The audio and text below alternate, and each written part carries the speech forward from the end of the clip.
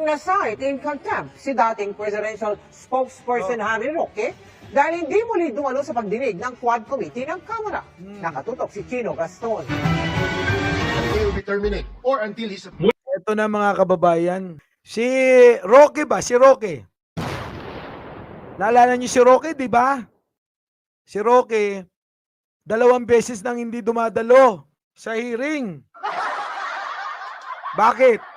Kasi mga kababayan, pinagsusumiti siya ng kanyang mga dokumento para ipaliwanag bakit biglang from 100,000 peso yung kanyang pera sa bangko naging milyon.